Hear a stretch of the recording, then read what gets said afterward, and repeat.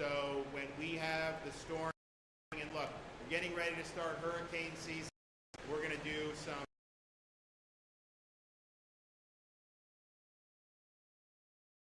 now. I am hoping that we get a break this year. I mean, we had 6 major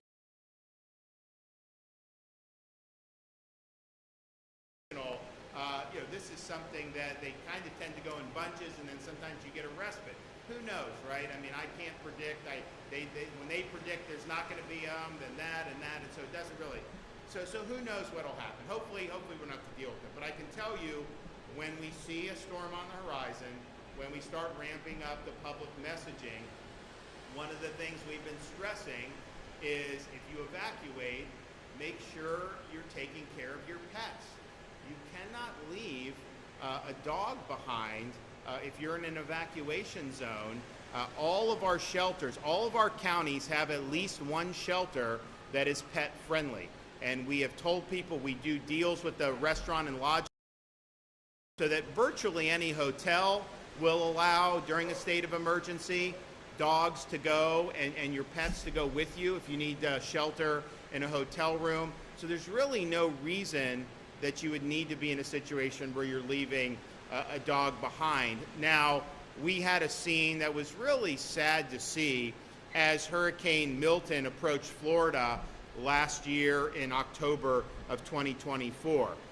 The trooper that's here with us today, Orlando Morales, he came across an abandoned dog tied to a fence on the side of Interstate 75, left to face the storm alone. Now, that's bad enough, but the water was rising very quickly, and so it was getting close to his neck, and had he just been left there, he may have ended up drowning or even have other things happen given the storm. So Trooper Morales pulled over, freed the pup, and brought him into his patrol car as the hurricane was approaching. This got a lot of attention in terms of social media and even legacy media, and so the dog has now been named Trooper. It's now the dog's and the owners, Frank and Carla, wanted to be here today, but they're under the weather, so they weren't able to be. But we want to thank them and acknowledge them for giving Trooper a good home. It was a close call, but I'm glad that things worked out for the dog and for both Frank and Carla. Now, this story is exactly the type of cruelty that we cannot tolerate in the free state of Florida. We're a law and order state, and that includes the need to prosecute those who are derelict in their duty to take care of their own pets. So today I'm going to sign Trooper's Law, legislation that makes it a third-degree felony to restrain and or abandon a dog outdoors during a declared natural disaster or any time in which a mandatory or voluntary evacuation order is in effect. Leaving a dog chained up in the path of an ongoing storm is inhumane, and under this law, it will be a crime that carries up to 5 years in prison and a $10,000 fine.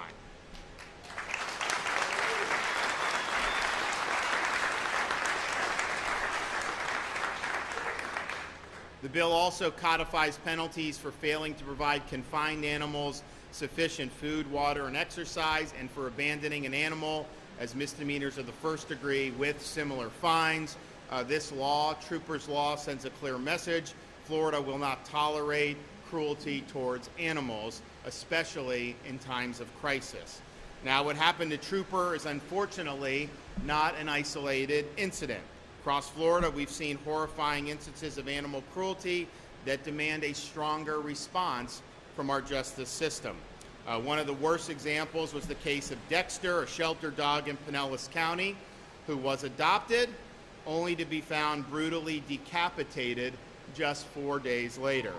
Current sentencing guidelines don't match the gravity of these crimes, and it was evident that Florida law needed to do more to protect dogs from senseless violence. So today, I'm also proud to sign HB 255, also known as Dexter's Law, which strengthens penalties for aggravated animal cruelty and ensures the offenders are tracked and punished accordingly.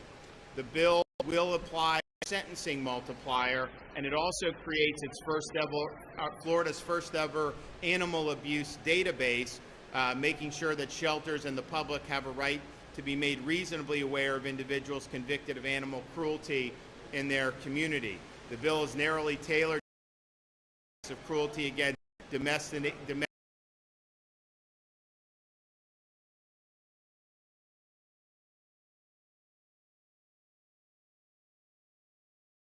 So I want to thank the members of the legislature that supported this legislation. I think Florida will be better off once it's signed and enacted into law, and it just shows that when issues arise, Florida steps up, we lead, and we get the job done. And with that, we'll hear from some of our speakers. So we'll start with David Kerner from Palm Beach County. Thank you, Governor, and thank you for your leadership on not just this very important issue, but all the issues that face the state of Florida and our beloved Floridians. As a Palm Beach County native, it is a pleasure to be back home here in Palm Beach County for just a little bit, and particularly here at Big Dog Ranch Rescue. And on behalf of the Florida Highway Patrol, it's a very special honor to join our great governor, Governor Ron DeSantis, Lori Simmons, Debbie Dorino, and our honored members for this very special and important bill signing.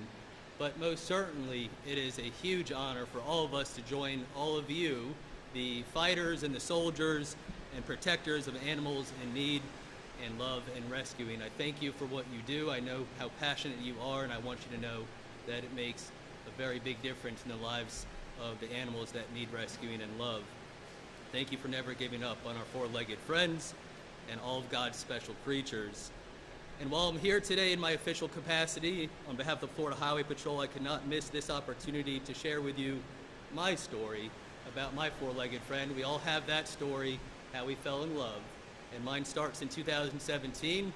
Fortunately, Sheriff Bradshaw sent a contingent of deputies led by now Chief Tony Araujo over to Puerto Rico in 2017 after Hurricane Maria. We were there to help to the best of our ability. We were in the rocky or mountainous portion of Puerto Rico called La Cordillera Central. I know I butchered that, but I remember being on top of this mountain, and out of the woods and out of the trees came a pot cake, and I think we all know what a pot cake is. Out came this dog that was just beaten, battered, bleeding, but he was smiling. And he came up to me and he put his paw on me, and I promised myself that I would give him the best life that I could give him. Now, understand at the time the logistics were very difficult in Puerto Rico, so getting him home was a challenge. And who did I call? I called, well, now Representative Meg Weinberger. She wasn't representative yet, but she was fighting the good fight. I said, I got this dog, I got to bring him home. She got on the phone with no other than Lori Simmons from Big Dog Ranch Rescue. And in my notes, I don't know why I recall this number, but Representative Weinberger and Lori were able to get my dog onto an airplane, and I thought that there were 120 dogs rescued in that moment.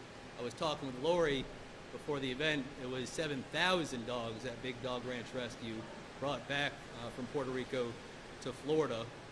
And I know I mentioned earlier that I said I would give Nick, that's his name by the way, Nick, the best life that I could give him, but I never imagined how incredible of a life he would give me. And so Representative Weinberger, Lori, Big Dog Ranch Rescue, thank you for changing the course of both of our lives. It's been a blessing every day. Enough about my story. The real reason we're here is to cheer on our governor, our incredible governor, as he signs two fantastic bills. HB 255, Dexter's Law, and Senate Bill 150, Trooper's Law.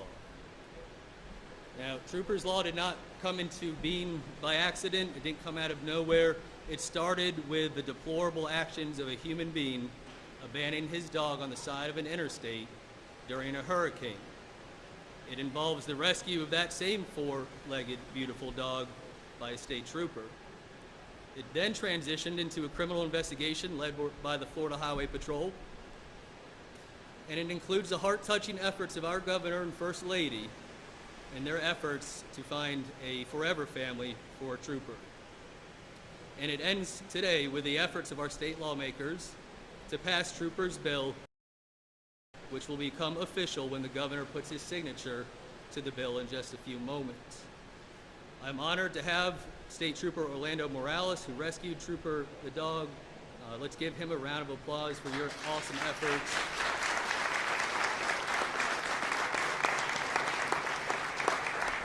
Trooper Morales exhibits professionalism and heroism, which is the mark of a Florida State Trooper and all of our law enforcement officers in the state of Florida. But I cannot leave this momentous occasion without thanking each and every one of you in the crowd here today, including the governor and the First Family, for being soldiers and protectors of our rescue animals and our rescue organizations.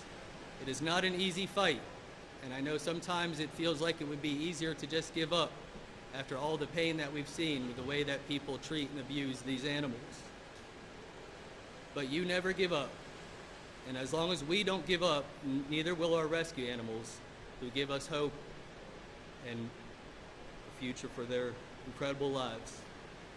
Governor, thank you, not just for your official actions and leadership on this issue, but in your private life and your family life as well. I cannot tell you how surreal it has been to walk into the governor's residence or the governor's official office and have a rescue dog pouncing around as we do the business of the people of the state of Florida. How someone treats an animal speaks volumes of their character, and your family's character, and the character of the people who rescue animals is beyond reproach. And my final comment and thought is, I've never had the chance to publicly thank you, Sheriff Bradshaw. In 2024, we had a canine. His name is Diesel. He works right here in Palm Beach County. Trooper Canine Diesel was overcome with heat and exhaustion, and he was going to pass away. I didn't know who else to call. I actually reached out to Representative Weinberger. They told me that the dog was going to pass away if it didn't get to Gainesville. Our trooper, the canine handler, was going to drive that dog, Diesel, to Gainesville. We knew that that would not be a good ending to that story. And so you intervened and you allowed your pilots and your resources in your helicopter to get Diesel to the care at the University of Florida, and you saved his life. That's just one small example of the incredible way that you've served this community, and the Florida Highway Patrol thanks you for what you have done for law enforcement.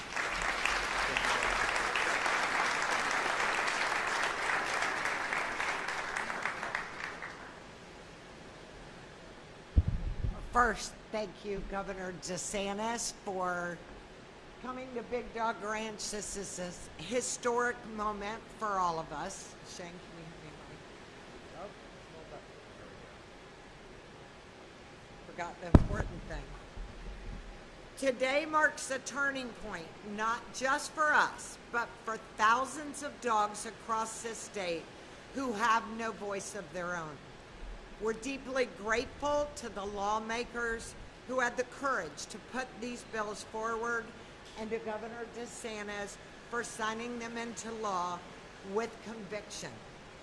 Both these bills will save lives. Not possibly, not hopefully, they will save lives. They will force people to think twice before they abandon a dog or commit acts of cruelty we see far too often. At Big Dog Ranch Rescue, cruelty isn't a headline. It's a reality we face here every single day. Dogs like our BB, who is nearly starved to death, skin and bones, abandoned, abused, and left to die. We have dogs full of buckshot and ribs broken by hands of monsters. We have dogs that have been deliberately burned, where it takes months of painful wound care for them to recover. Another recent case just a few weeks ago of 3 Chihuahuas who were horrifically dragged behind a truck until they had no skin.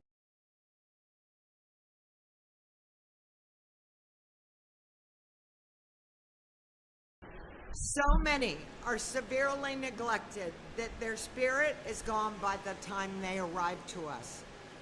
Others, bred to the point of collapse, living in horrific conditions, in small cages, never touching the ground or seeing the light of day, all to put money in the pockets of backyard breeders and puppy millers who care more about profit than these dogs' lives.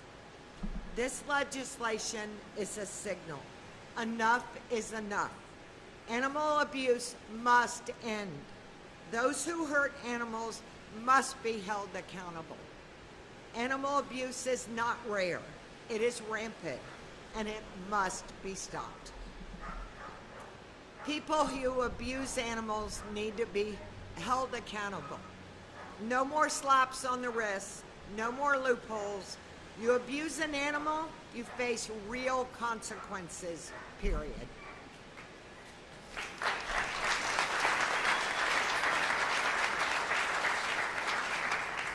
Our new campaign here at Big Dog Ranch Rescue is MADSA, Make America Dogs Safe Again. You all have hats underneath your chairs or in your chairs. Please wear them proudly and spread the message.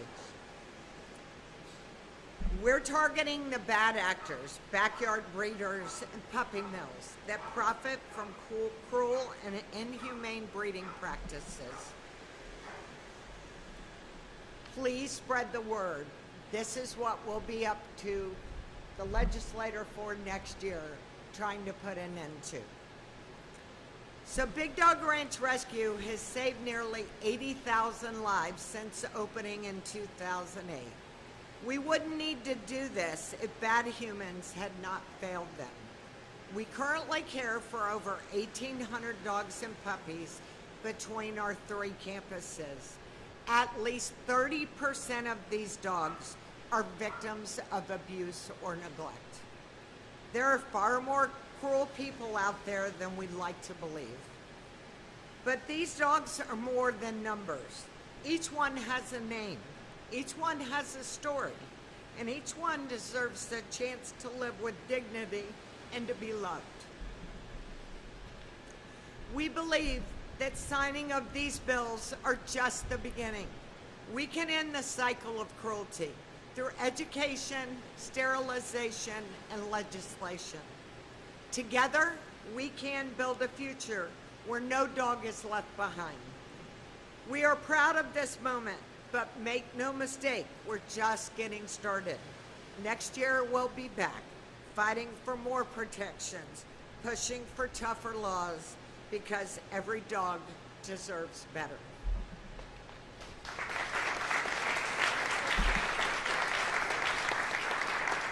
To everyone who helped bring this bill to life, thank you.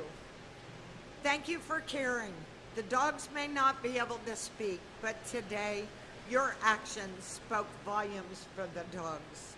Thank you again, Governor DeSantis, not only for signing these critical bills into law and being a strong voice for the dogs, but for giving one of our own, Libby, a puppy mill survivor, the loving home she deserves.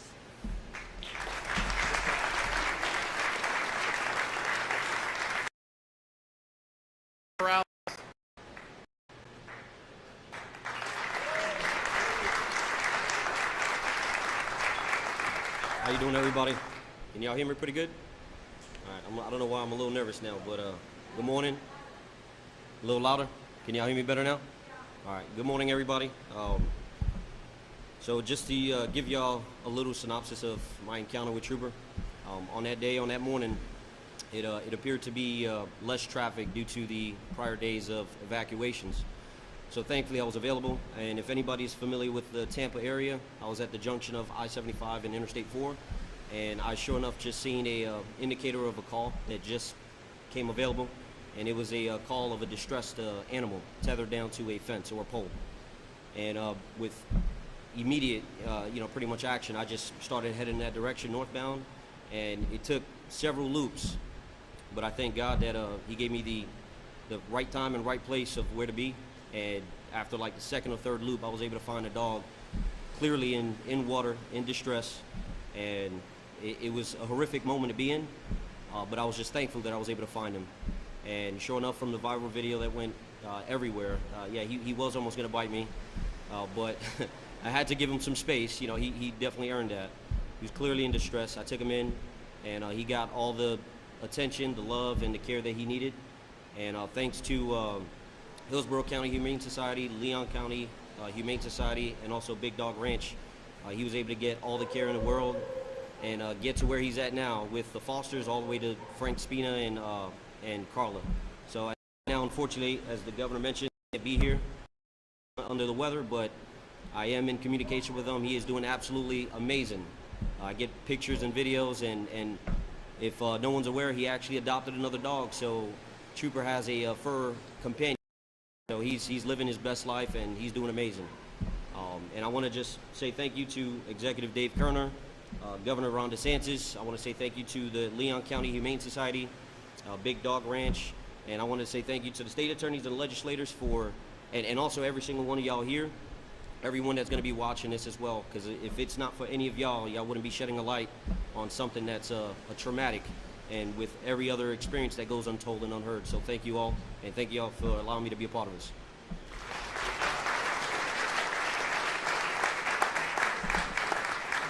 Okay, and then our last speaker is Debbie Dorino.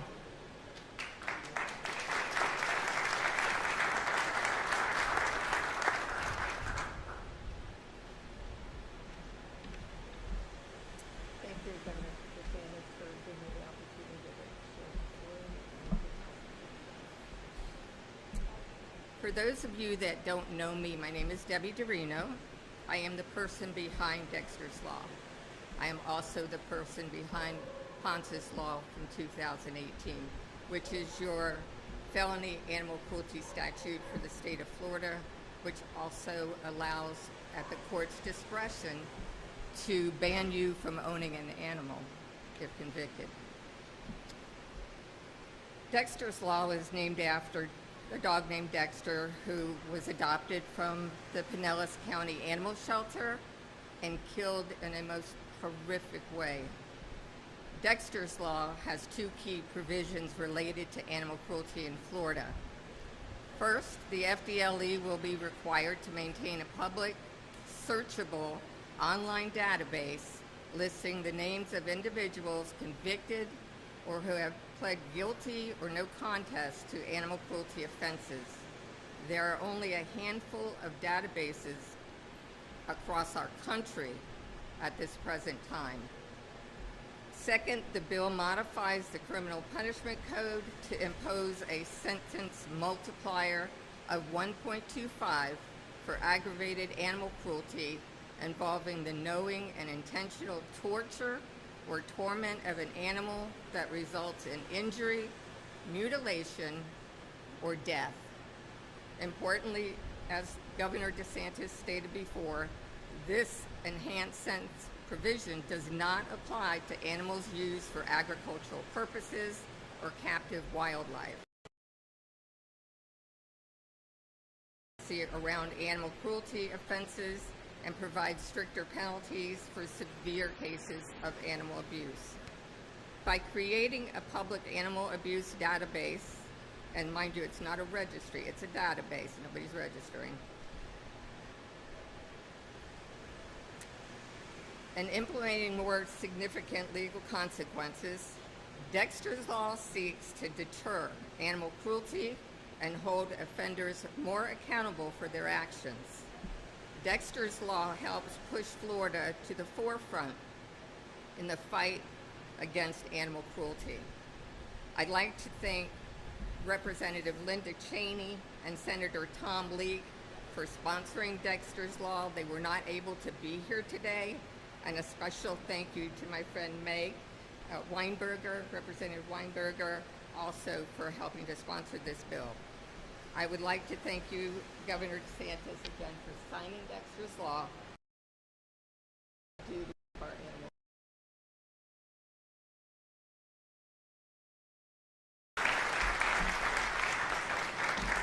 Well, appreciate everybody speaking. I think it's great, and there is a lot more work to do. It's interesting. I've got a preschooler. She's going into kindergarten next year, and she's like really interested in Chihuahuas. And I was just like, do Chihuahuas like the young kids? I don't know. I mean, it seemed like they probably be a little temperamental there. I tried to tell her. I said, that may not be what you want right now, but we'll see. We'll see what happens on that. But why don't we make it official? So everybody wants to come up, we'll do it and get it done.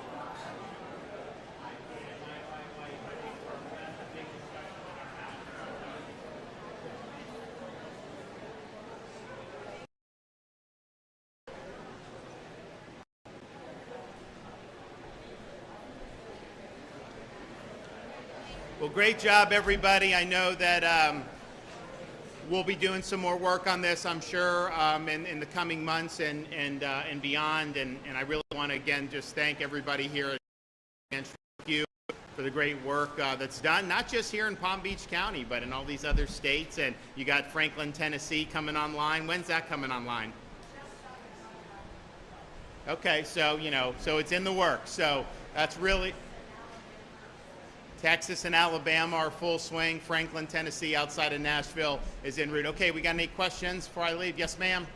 Governor, in our area, we've seen some cases of animal abuse, or I should say dog trainers charged with animal abuse. But in Florida, there's no required training or certification or even licensing for those dog trainers beyond just a basic business license. Given that many other professions do require oversight, is that something that you and other lawmakers would consider addressing? Do you, did you hear that question about, is there an issue with the dog trainers, do you think? Okay. Well, look, I mean, I think, like, Lori says that maybe need to be something that you look at. So, look, I want to protect the dogs. So, if there's things we can do, then I want to be a part of that conversation. Absolutely. Yes, sir. Hey. Just with off topic with respect to the budget battle happening up in Tallahassee, can you elaborate for us the latest on that? Any progress there? So the legislature has really one duty, it's to do appropriations and do a budget. That's the only thing they have to do. Legislation like this is nice, but they're not constitutionally mandated to pass policy changes. They are mandated to do the budget. It should have been done at the beginning of May. I don't think they have an agreement, but we're going to have to get this done. And so traditionally, I've kind of let them do these things. But there obviously is going to come to a point where we're going to say enough is enough and we're going to get it done. So it will get done one way or another. Yes, ma'am.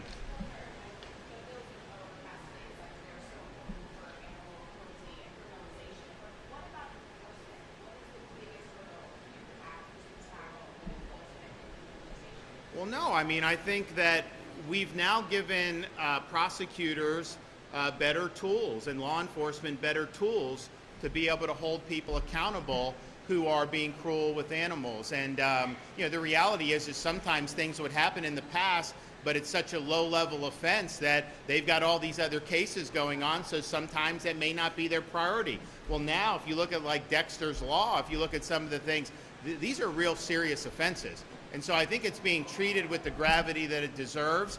Harming, obviously the offenses against other human beings are what most of the criminal law is geared toward, and rightfully so.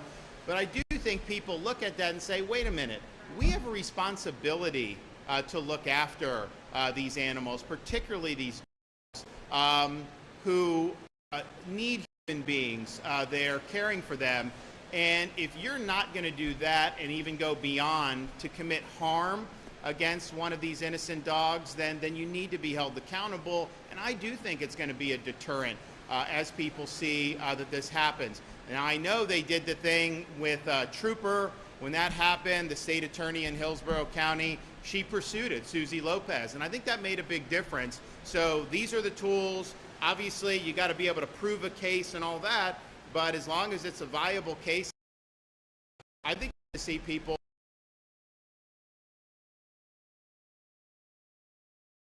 in the Tampa Bay area, there was huge support from the public to be able to hold that individual accountable. I mean, why you would chain them on a fence on an interstate with at the time it was a Category 5. Now it's slowed, but this thing was approaching, and you have all the water that was rising, and I'm just thinking to myself, what would possess you to do that? I mean, if you're evacuating, you're taking the dog in your car and dumping them instead of just keeping them in your car. It just makes no sense. And there are sometimes that people are doing things that need a very swift response. So I know that there's going to be other conversations going forward about other ways that we can do. It's just 95% of the people in our society would never do any of this stuff, right? You wouldn't even need laws. They're just not going to do it because they know. But you got that small number of people who just don't have the same basic care for the pets and these animals that almost everybody else does. And that can turn very sadistic, as we saw in Dexter's case. And there's people that have a fetish of being cruel to animals. And again, this is a very small percentage, but they can do a lot of damage. And so it's our job to hold them accountable. Okay, guys, thank you.